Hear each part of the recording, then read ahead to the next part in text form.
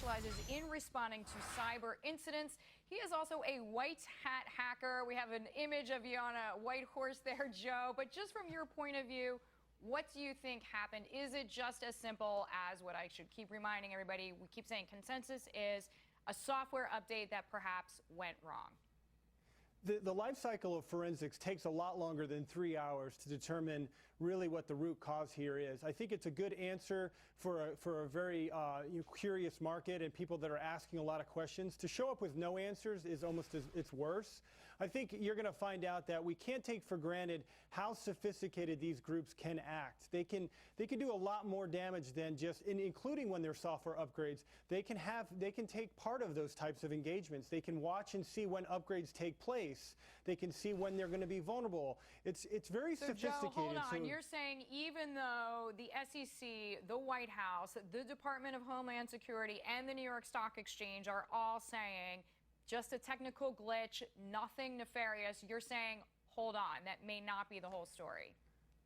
You're not going to find out factual evidence and do a full investigation in 3 hours. You're going to speculate based on that, but given how software is upgraded and given the windows of when those upgrades take place, there's going to be a lot more forensics digging going on even today, even post that announcement, than just trying to patch up and move on. There's going to be a lot more prevention. On that note, we'll bring out the Oliver Stone in all of us. I'm going to read you a tweet. You already know about it, but hacktivist group Anonymous,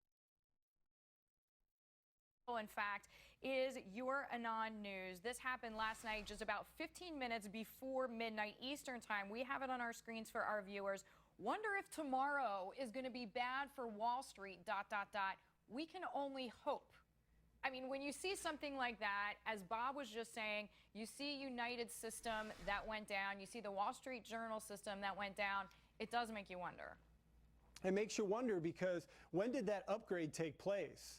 I'm willing to bet that they probably have a little bit more eyes and ears onto the market and when these types of activities take place than we can take for granted.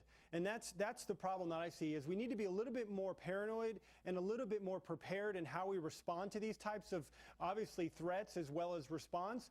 This is where incident response becomes my kind of passion for life is how well do you really respond when certain things happen, whether it's software glitch or if it's an actual attack or if they're potentially linked together. To me, it definitely speaks to the point where are we running simulations? Are we training? Are we even prepared? Has the market even run any type of test to say, hey, whenever something happens, this is the protocol we're going to follow. This is what we're going to tell the traders. This is the preparation we're going to take.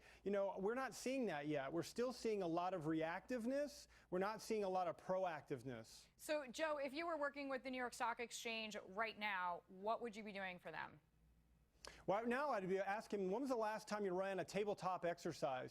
When was the last time that we made a mock scenario of an attack or an outage or a software upgrade outage or a glitch?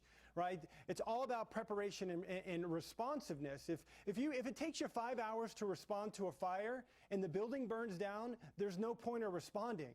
Right? The point of quick response and having 911 and the systematic way that the response life cycle is taken is to get there quickly, assess, prepare, and recover. Okay, so Joe, I have a cynical question for you, though. I mean, isn't it always the thing that you haven't thought of which blows you up? Yeah, it's always what do you know? You don't know what you don't know. I think there's always a famous quote about that. And that the problem with that is simulations and training will help you close that gap. Even if the scenario is different and the attack is different, if you've run a fire drill enough, you're going to be prepared for that unknown more likely than not. All right, Joe, great insight. Thank you so much for joining us. Joe Loomis, he is joining me there, CEO of Cybersponse.